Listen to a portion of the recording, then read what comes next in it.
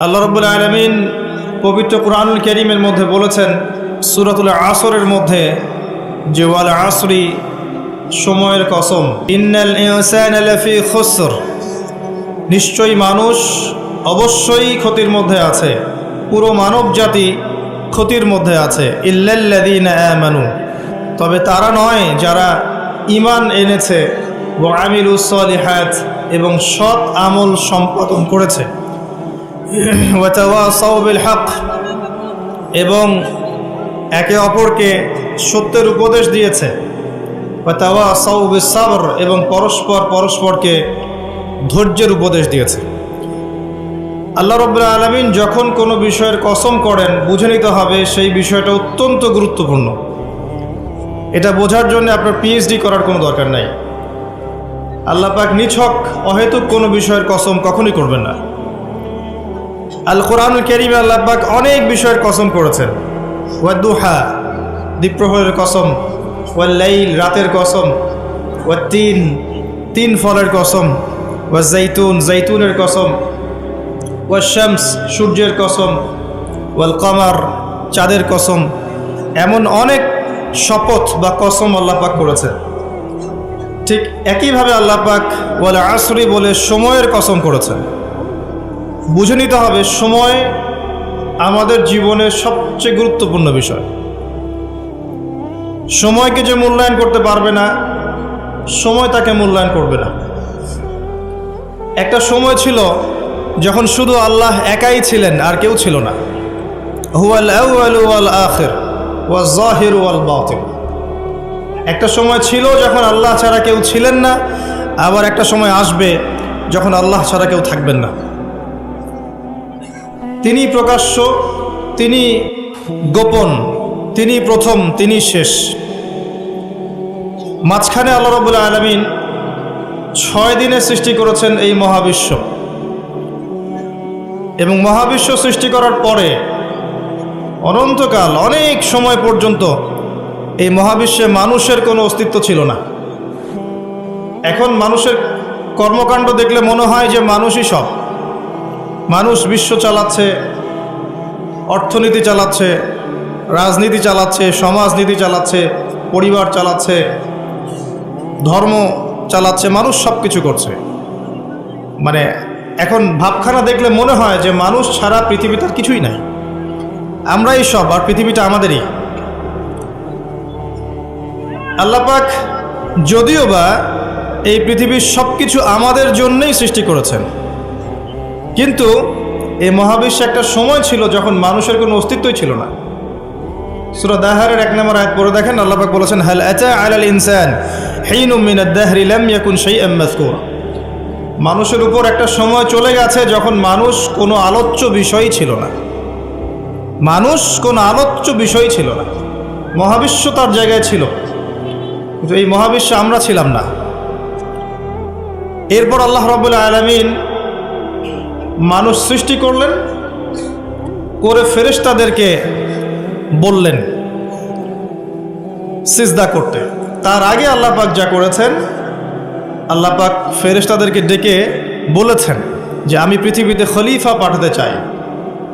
ওয়াইয ক্বালা রাব্বুকা লিল মালায়েকা ইন্নী জাঈলুন ফিল আরদি খলিফা, যখন আল্লাহ পাক ফেরেশতাদেরকে বললেন যে নিশ্চয়ই আমি পৃথিবীতে আমার খলিফা পাঠাতে চাই। এই পৃথিবী মানুষের জন্য তখনই হবে যখন আমরা আল্লাহর খলিফার মতো কাজ করব। পৃথিবীতে মানুষের কাজ যদি শয়তানের খলিফার মতো হয়, তাহলে এই পৃথিবী আমার জন্য নয়, এই পৃথিবী আমাকে সময় দিবে না। কথা বোঝা যায়? এই পৃথিবীতে আল্লাহ পাক মানুষকে পাঠানোর আগে ফেরেশতাদেরকে জিজ্ঞাসা করেছিলেন যে আমি পৃথিবীতে খলিফা পাঠাতে চাই। খলিফা কে? খলিফার কাজ কি? খলিফা কি সেই ব্যক্তি যে সারাদিন টিকটক করে? খলিফা কি সেই ব্যক্তি যার নামাজের কোনো খবর নাই? খলিফা কি সেই ব্যক্তি যে রোজাও রাখে না, যাকাতও দেয় না? খলিফা কি সেই যে আল্লাহ বিরোধী আইন করে? খলিফা কি সেই ব্যক্তি যে মুসলিমদেরকে দমন পীড়ন করে, রক্ত ঝরায়?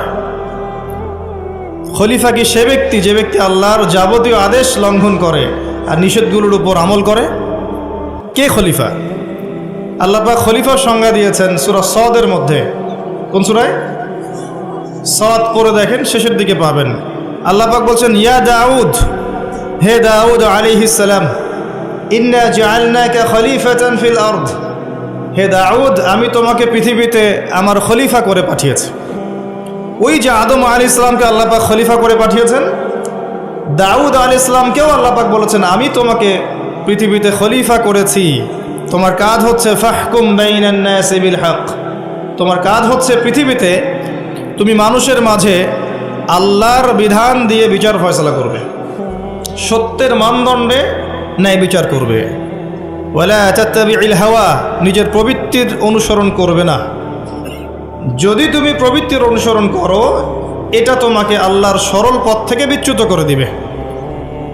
আর যারা আল্লাহর সরল পথ থেকে বিচ্যুত হয়, তাদের জন্য অপেক্ষা করছে যন্ত্রণাদায়ক শাস্তি, বিমা নাসু ইয়াউমাল হিসাব, এই কারণে যে তারা হিসাবের দিনটা ভুলে গেছে। খলিফার ফাংশন কি বুঝতে পারলেন? পৃথিবীটা তখনই আমাদের হবে যখন আমরা আল্লাহর খলিফা হতে পারবো। আর আল্লাহর খলিফা কোশ্চিনকালেও আল্লাহর অবাধ্য হয় না, আল্লাহর আদেশ এবং নিষেধকে লঙ্ঘন করে না। আর দাউদ আলাইহিস সালাম এমন একজন নবী ছিলেন যিনি জেরুজালেম থেকে সারা বিশ্ব শাসন করেছিলেন, এবং তার পরবর্তীতে তার সন্তান সুলাইমান আলাইহিস সালাম তিনিও একই কাজই করেছেন। বরং সুলাইমান আলাইহিস সালামের সময় আল্লাহ পাক তাকে এত ক্ষমতা দিয়েছিলেন যে জিন জাতি পর্যন্ত তার আনুগত্য করত। সুবহানাল্লাহ। বাতাস তার কথা শুনত। একটা আরশে তিনি বসতেন, মাসের পর মাস দূরত্ব মুহূর্তেই সফর করত একটা চেয়ার, কুরসি। বাতাসকে আল্লাহ পাক তার অনুগত করে দিয়েছিলেন। আল্লাহ পাক তাকে অন্যান্য প্রাণীর ভাষা বোঝার ক্ষমতা দিয়েছিলেন। আল্লাহ পাক তাকে কি দেন নাই? দুনিয়ার এবং আখিরাতের যাবতীয় নেয়ামা আল্লাহ পাক সুলাইমান আলাইহিস সালামকে দিয়েছেন। সুবহানাল্লাহ। তারপরেও তিনি উদ্ধত অহংকারী ছিলেন না, তিনি বিনয়ী ছিলেন। আর আজকে আমরা যে যেখানেই থাকি না কেন, সামান্য ক্ষমতা পেলেই উদ্ধত হয়ে যায়, অহংকারী হয়ে যায়। আল্লাহ পাক আমাদেরকে অহংকারী চরিত্র থেকে হেফাজত করুন, আমিন। আল্লাহ পাক ফেরেশতাদেরকে জিজ্ঞাসা করেছিলেন এই বিষয়টা। তো ফেরেশতা মণ্ডলী বলেছিলেন, আতাজআলু ফিহা মান ইউফসিদু ফিহা ওয়া ইয়াসফিকুদ দিমা, হে আল্লাহ, আপনি কি এমন কাউকে পৃথিবীতে পাঠাতে চান যে পৃথিবীতে গিয়ে দুইটা কাজ করবে, ফিতনা ছড়াবে আর রক্তপাত ঘটাবে? ফিতনা ছড়াবে এবং রক্তপাত ঘটাবে। পৃথিবীর দিকে তাকিয়ে দেখেন, মানুষ এখন কি কাজ করছে সারা পৃথিবীতে? ফিতনা ছড়াচ্ছে এবং রক্তপাত ঘটাচ্ছে। এগুলোকে জিনজাতি করছে। যাহারাল ফাসাদু ফিল বাররি ওয়াল বাহরি বিমা কাসাবাত আইদিন নাস, আল্লাহ পাক সূরা রুমের মধ্যে বলেছেন, জলে এবং স্থলে যত বিপর্যয় ছড়িয়ে পড়েছে এগুলো মানুষের হাতের কামাই। আপনি আল্লাহর কথা ডিনাই করতে পারবেন না, এটা আল্লাহর কথা। আপনি দেখেন বিশ্বের দিকে এক দেশ আরেক দেশকে যে আক্রমণ করছে, বিশ্বটাকে একটা নিউক্লিয়ার যুদ্ধের দিকে নিয়ে গেছে, এটা কি জিনজাতি করেছে? না। এই নিউক্লিয়ার ওয়েপেন্সগুলো কি মানবতার কল্যাণে কাজ করবে? না। একটা যদি আল্লাহ না করুক বিস্ফোরিত হয়, আর এটা সমূহ সম্ভাবনা আছে যে হতেই পারে আগামীতে, তখন বিশ্বের এই অবস্থা থাকবে? না। কোশ্চিন গেল থাকবে না। আপনি দেখেন অর্থনীতির মধ্যে আমরা যে সুদভিত্তিক অর্থনীতি চালু করেছি, এটা কি জিনজাতি করেছে? না। আর এর মধ্য দিয়ে কি আমাদের কল্যাণ হচ্ছে? না। আমরা সংস্কৃতির নামে যে অশ্লীলতা ছড়িয়ে দিয়েছি, নারী পুরুষের ফ্রি মিক্সিং, বেলাল্লাপনা ছড়িয়েছি, পর্নোগ্রাফি ছড়িয়েছি, মাদকদ্রব্য ছড়িয়ে দিয়েছি। আমরা নারীরা এখন পোশাক পরেও নগ্ন হয়ে ঘুরছে, পুরুষ নারীর পোশাক পরছে, নারী পুরুষের পোশাক পরছে, ফাংশনাল রোল চেঞ্জ হয়ে গেছে। প্রজন্মের পর প্রজন্ম যাচ্ছে, তারা জীবনের উদ্দেশ্য কি জানে না। মাদক, ক্যাসিনো, টিকটক, ফেসবুক, ইউটিউবিং ইত্যাদি ভোগবিলাসে তারা ব্যস্ত আছে। এগুলো কি জিনজাতি করছে? ফাসাদ, যত ফাসাদ, গ্লোবাল ফাসাদ, ইকোনমিক ফাসাদ, পলিটিক্যাল ফাসাদ, সামাজিক ফাসাদ, প্রতিটা সেক্টরে, পারিবারিক ফাসাদ, কোনো ক্ষেত্রেই ফাসাদ জিনজাতি ছড়াচ্ছে না। কারা ছড়াচ্ছে?